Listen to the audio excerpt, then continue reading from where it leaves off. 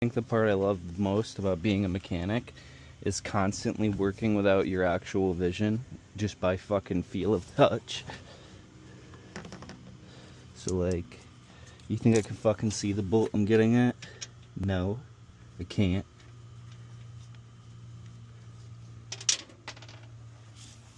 And then that happens.